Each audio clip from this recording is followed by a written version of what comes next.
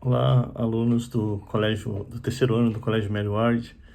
Meu nome é Frederico, eu sou pai da Carolina e da Giovana e eu recebi com bastante alegria, embora seja um tema difícil e doloroso até, né, e com memórias que trazem à memória momentos difíceis da minha família, mas eu recebi com alegria esse convite, porque eu acho muito oportuno e muito rico, né? Que a gente ter experiências de aula também com a história vivida, né? Por personagens que viveram a história ou narrativas de pessoas que presenciaram ou testemunharam eventos históricos do nosso país. E eu, não diretamente, né? Eu tenho 50 anos de idade, nasci em 1971, mas meu pai e meus irmãos mais velhos, minha mãe também, né, vivenciaram um período muito difícil da nossa história, que foi o regime militar, né? Pré-golpe e pós-golpe, né? Foi um momento turbulento da nossa história, muito difícil, muito efervescente, né? Com vários desdobramentos, né? E que com certeza repercutem até hoje. Então, não é um tema fácil para mim de se falar, embora eu não tenha vivido diretamente, né? Como eu falei, eu nasci em 71, mas com certeza eu sofri reflexos, minha família, meus irmãos, minha mãe, meu pai, sofremos reflexos de toda essa história por muito tempo e eu diria que até hoje, né, numa proporção muito menor, mas os reflexos ecoam até hoje, com certeza. Então, isso é muito interessante na história, a gente aprender com ela, né, e saber realmente detalhes que às vezes passam despercebidos, né, pela mídia ou por quem conta determinados fatos históricos. Eu vou tentar dar um testemunho do que aconteceu com a minha família, uma família normal, uma família de pessoas do bem, né? E pessoas que vivenciavam um momento, como eu disse, um momento turbulento e que participaram, né, ativamente dos fatos que aconteceram naquela época. Meu pai se chamava José Lima da Silva, ele nasceu em 1923, no Rio de Janeiro, e faleceu em 1986, com 62 anos de idade, né? Nesse meio tempo, né, principalmente a partir dos 22 anos de idade dele, ele passou a participar ativamente das movimentações políticas da época, né? Tava 1945, mais ou menos, 30 e pouco, né? Que ele era adolescente ainda, quando houve a intentona comunista, e aquilo despertou muita atenção dele, né? Deixou ele muito curioso sobre o que estava acontecendo com o país. Mas ele era muito novinho, aquilo foi uma semente, né? Aquela movimentação histórica de 35. Em 45, mais ou menos, 46, que ele passou a ter uma certa maturidade, já tinha 20 e poucos anos, ele trabalhava numa fundição, né? E esses locais sempre foram locais historicamente de efervescência política, né? Metalúrgicas, como um todo, né? E ele começou a ter mais contato com o pessoal de sindicatos, pessoal que lutava pelos direitos dos trabalhadores, né, que naquela época era muito restrito. Ele trabalhava numa fundição, né, fundindo ferro e aço, e praticamente não existia nem material de proteção. Então era muito difícil a vida do trabalhador naquela época. E existiam movimentos, né, que lutavam por esses direitos e por essas... lutavam assim basicamente pelos direitos dos trabalhadores, né? Aí ele começou a se envolver politicamente nas questões e vivendo todo aquele período, né? Getúlio Vargas, Juscelino, isso mais para frente, né? O período da eleição do Jânio Quadros, e com a renúncia do Jânio, toda aquela turbulência, né, da legalidade da posse do João Goulart. Ele viveu tudo aquilo, né? Ele viveu tudo aquilo, ele participava ativamente na nossa região lá das discussões políticas. Ele conheceu pessoalmente Leonel Brizola, conheceu pessoalmente Luiz Carlos Prestes, vários personagens e várias pessoas daquele momento histórico do Brasil, né? Eu, obviamente, eu não lembro, mas meus irmãos mais velhos chegam a lembrar de visitas que o Luiz Carlos Prestes fez na nossa casa. Eu tenho muita coisa, muito material dessa época, cartas, trocas de mensagens entre meu pai e pessoas que estavam fora do Brasil, dirigentes de partidos políticos, Astrogildo Pereira, que foi um dos fundadores do Partido Comunista Brasileiro. E aí meu pai se envolveu de cabeça, né? Começou a participar muito ativamente, principalmente após o governo João Goulart, né? Que no momento foi o governo mais alinhado com as causas populares e com a tentativa de tirar o Brasil, né, daquela situação de grande desigualdade social. Então, a eleição do João Goulart mexeu muito com isso, né? E meu pai começou a ser muito ativo, muito ativo, muito ativo. A gente morava numa cidade relativamente pequena, no Rio de Janeiro, né? Rio Bonito, se chama Rio Bonito. E meu pai passou a ser uma pessoa muito conhecida, cidade pequena, mas com uma certa influência política, né? E nos momentos pré-golpe, começo de 64, por ali, ele já tinha muita notoriedade. Então era uma pessoa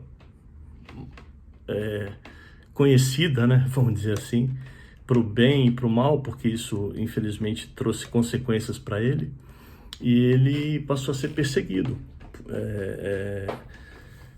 Passou a ter um destaque muito grande, e naqueles instantes ali, antes do golpe, pouquinho depois do golpe, o Leonel Brizola, que se não me engano era deputado federal na época, ele convocou e ele incentivou as pessoas que criassem grupos de resistência em cada cidade, em cada lugar, contra, né, o golpe militar que estava se instalando, né? E ele chamava isso de Grupo dos 11, que você reunisse 11 pessoas na sua comunidade ou nos seus bairros para promover discussões tal, e resistência pacífica, né, não armada, pelo menos na grande maioria delas, de resistência ao golpe. E o meu pai, na nossa cidade, ele foi um dos fundadores, né? Ele era o líder do Grupo dos 11 da nossa cidade, em Rio Bonito. E por conta disso, mas eles fizeram uma resistência pacífica, né? Meu pai chegou a ser candidato a vereador, não ganhou, mas ele tinha muita participação política na nossa cidade e começou a atuar nesse sentido, de oferecer uma resistência ao golpe, né? E isso foi determinante para que ele viesse a ser perseguido e tido como um inimigo, né, do sistema. E isso, em 64, foi muito difícil, né? Foi muito difícil, porque a cidade era muito pequena, e logo nos primeiros dias de abril de 64, veio um destacamento do Exército de Niterói para a nossa cidade, né? E buscando várias pessoas, procurando várias pessoas, dentre elas o meu pai. E naquele momento, né, naquele momento específico, eles não encontraram meu pai, mas foi uma perseguição muito forte, né? Pressionaram muito minha mãe, minha avó, deram tiros dentro da casa que a gente morava, e ali começou o pesadelo. E o meu pai teve que sumir, né? Ele ficou desaparecido. Ele ficou desaparecido de 64 a 68, não assim, ele aparecia de vez em quando, né? Mas ele fugiu. No primeiro momento ele foi para Minas, depois ele veio para São Paulo, aí dava uns pulos lá na nossa cidade para ver a gente e sumia de novo, porque se ele fosse preso, provavelmente ele seria morto, né? Então, assim, meu pai trabalhava em 3 empregos. A gente era uma família numerosa, né? Comum na minha geração, né? Ele casou a primeira vez, teve 7 filhos, e a primeira esposa dele, infelizmente, morreu. E em 59, se eu não me engano, ele casou com a minha mãe, e com a minha mãe foram mais 5 filhos. Então, nós no total somos em 12, e meu pai né, nascidos na época tinham, acho que 9, se eu não me engano. E meu pai que era a base da casa, né? Ele que sustentava. Então, vocês podem imaginar as dificuldades que a gente passou, minha mãe principalmente, que minha mãe teve que passar a cuidar da minha avó, mãe do meu pai, e meus irmãos, né? E minha mãe teve que se virar, passou a lavar roupa e tal, ok, né? A gente conseguiu sobreviver. Só que foi um período terrível, né? Meus irmãos tudo pequenos ou na pré-adolescência sem um pai, e sabendo que o pai corria o risco de vida, né? Porque era a todo momento polícia procurando meu pai, caminhão, jipes do exército parando lá, nesse período, né, entre 64 e 68. Em 68, ele estava aqui, acho que em São Bernardo, se eu não me engano, e atuando, né, politicamente dentro do possível. Mas aí ele decidiu voltar para o Rio, para nossa cidade, e lá ele, em determinado momento, né, quando a gente achou que a coisa estava mais ou menos tranquila, ele achou, né, ele foi preso. E aí, por sorte, né, o delegado da cidade que a gente morava era muito amigo dele, conseguiu manter ele lá na nossa cidade por uns 15 dias, se eu não me engano. E nesse meio tempo, que eu acho que foi fundamental, né, para a sobrevivência do meu pai, ele foi fazendo amizade, né, com o pessoal do exército, o delegado, e intervindo pelo meu pai, né, para que se ele fosse levado dali, que ele fosse levado para um local onde ele não fosse morto, né. Infelizmente foi o destino de muitos amigos dele. Esse pessoal do grupo dos 11, eu acho que 7 morreram logo depois do golpe, e sobreviveu meu pai e mais 3, se eu não me engano. Aí em 68 meu pai foi preso, ficou 15 dias lá na delegacia, até que um dia veio uma pessoa lá, alguém graduado do exército, e exigindo a transferência dele. Aí ele foi transferido para o Forte de Santa Cruz, em Niterói. Vocês podem até pesquisar aí, é um local conhecido, né? Ele ficou preso lá quase um ano, e nesse um ano, atrocidades, né? Torturas, pressão psicológica. Ele relatava muito, né? Sessões de tortura no pau de arara, que vocês já devem ter ouvido falar, choques nas pontas dos dedos, e a tortura psicológica, porque o Forte de Santa Cruz, se vocês olharem aí fotos, vocês vão ver que ele fica em cima de uma formação rochosa que dá para o mar, né? E ele contava que muitas noites eles eram tirados das celas, né? Ficavam vendados, e o pessoal o pessoal do exército, não sei, levava eles para a beira de um precipício e ficava pedindo informações, né? e ameaçando jogar eles lá de cima. Ele não tem certeza, mas ele falava que às vezes tinha a percepção que alguém tinha sido jogado realmente, que ouvia gritos, né, essas coisas. Então, assim, um terror psicológico muito grande. E embora ele tenha sofrido muito, graças a Deus ele conseguiu sair vivo, né? Foi preso mais algumas vezes depois, mas assim, meio que só para depoimentos, né, vamos dizer assim. E aí, é, e aí, pós 68, né, as coisas deram uma acalmada. 68 foi muito difícil. Na história mesmo, vocês podem ver que eu acho que foi um ano mais difícil em termos de perseguição, tortura, essas coisas todas. E aí em 71 eu nasci, as coisas já estavam mais menos perigosas, né, no sentido de risco de vida para ele.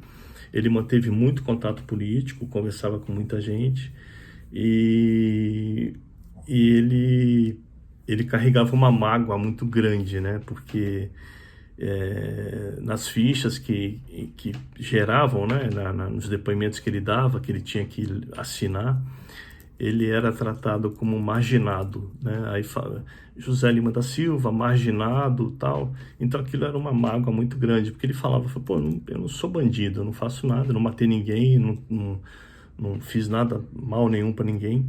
A minha única luta é pela justiça social, só isso, né? Então ele nunca pegou em arma, nunca. A arma dele era pensar, era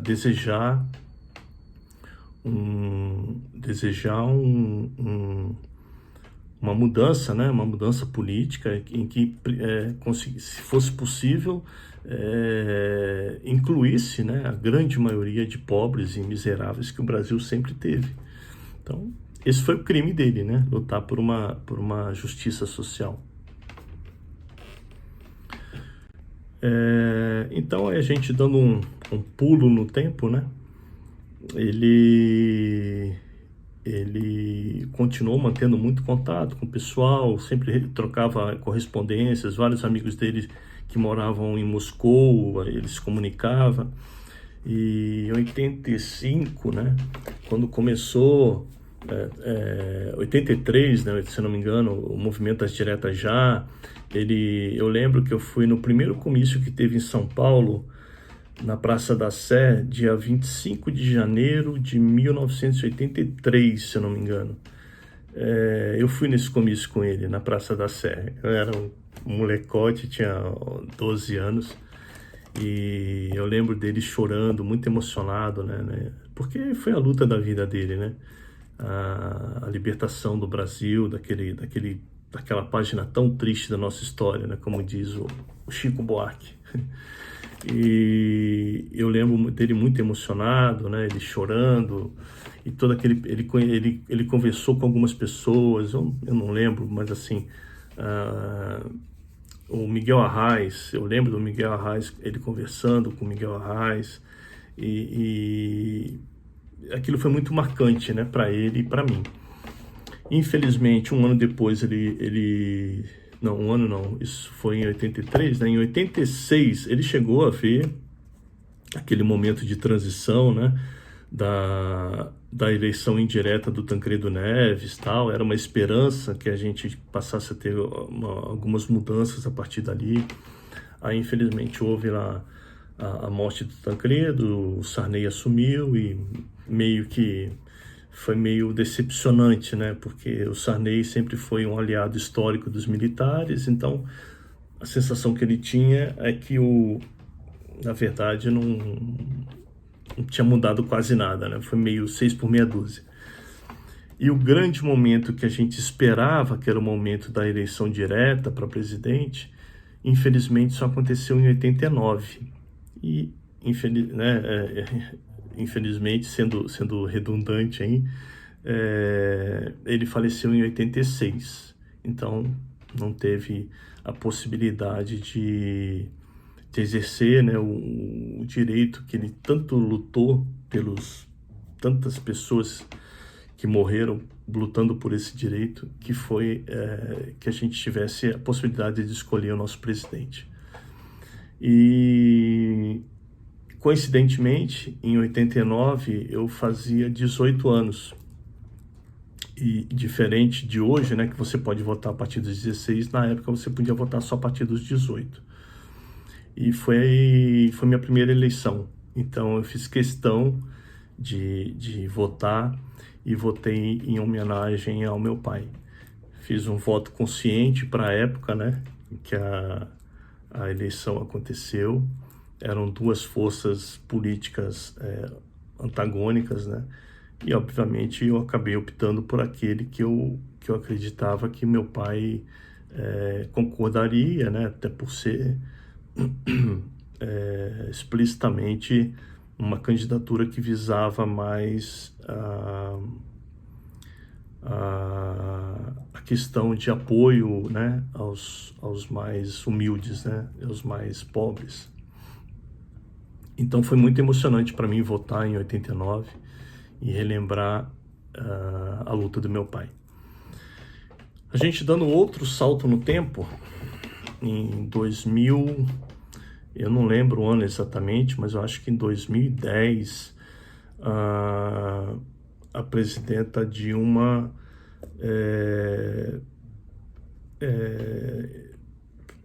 implantou uma lei, né, a lei de anistia política, onde as pessoas que porventura tivessem sofrido alguma consequência do golpe de 64 poderiam requerer na justiça ou uma pensão, né, para os sobreviventes, ou uma indenização para a família, para a viúva ou para o viúvo das pessoas, tal. E principalmente que você tivesse a oportunidade de contar a sua versão da história, né? Não só a versão que o exército ou as forças militares colocaram, mas também eles deram oportunidade para que a gente contasse essa história. Se não me engano foi em 2010. Mas naquele momento eu acabei não mexendo com isso, mas a minha mãe sempre sofreu muito com isso, né? Porque ela queria ver essa mancha na história do meu pai resolvida, né?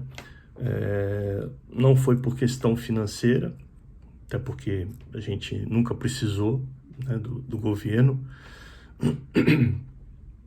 mas por uma questão de reparação histórica da memória do meu pai. Isso incomodava muito a minha mãe também. E até que em 2014, através de um amigo, eu ingressei com uma ação judicial requerendo que meu pai fosse reconhecido como anistiado político e não como um bandido, né? Em 23 de maio de 2016, coincidentemente, pouquíssimos dias depois em que começou o processo de impeachment da presidenta Dilma na Câmara Federal, que foi em abril de 16, em maio de 16 eu fui para Brasília para o julgamento, né, que foi na sede do Ministério da Justiça, dentro do Ministério da Justiça. Haviam representantes de vários setores da sociedade, advogados da União, advogados dos anistiados, um representante do Exército, toda a comissão de anistia, que era o presidente e 4 ou 5 conselheiros. E eu tive a oportunidade, durante quase uma hora e meia, dar o meu depoimento, dar o meu testemunho sobre esses fatos. O que eu estou contando para vocês aqui em 20, 30 minutos, eu levei uma hora e meia, porque eu me estendi em detalhes, em coisas que abalaram fortemente a minha família, né? Um dos episódios chegaram a metralhar a minha casa. As forças do Exército metralharam o forro da minha casa, achando que meu pai estava escondido lá. Então foram vários eventos que eu tive a oportunidade de testemunhar. de dar o testemunho, né, lá na audiência. E no fim, foi muito emocionante. Depois eu vou até emendar um vídeo aí que eu fiz na época, na frente do Ministério da Justiça, assim que eu saí do julgamento, porque no fim, a comissão, que era formada na totalidade por 11 pessoas, por unanimidade reconheceu meu pai como um anistiado político e não como um bandido, um marginal. Aquilo foi um ato assim de redenção para mim, para minha família. Eu liguei para minha mãe lá de Brasília na hora que eu saí e ela chorava muito ao telefone, ela me agradecia muito e é muito emocionante, é muito forte. Isso mexe muito ainda comigo, mas foi uma alegria para mim, para minha mãe, né, que ela se sentiu em paz, né, com tudo aquilo que aconteceu. E foi muito bom também para a memória do meu pai, que eu acho que da onde ele estiver, ele ficou satisfeito com aquilo. Eles, por unanimidade, reconheceram ele, né? Ao final da sessão, todos ficaram de pé na sala e um a um vieram apertar minha mão, pedir desculpas, né? Era um textinho mais ou menos decorado de todo mundo, né? Deles lá, mas basicamente era eu, fulano de tal, representante não sei do que, venho solenemente pedir desculpas a você e sua família pelos danos causados em decorrência dos fatos narrados, tal. Isso para mim bastou, foi muito bom, muito bom. Então é isso. Agradeço a oportunidade, agradeço ao professor, né? Isso é muito bacana de ser feito. Eu acho que são fatos que importantes da nossa história e que devem ser falados, relembrados, até para que a gente não caia na sedução de achar que foi um período bom, que foi um período legal e que isso pode até ser solução hoje para alguns problemas do nosso país. Não é. Isso a gente sentiu na pele, né? E quem sente na pele não esquece nunca.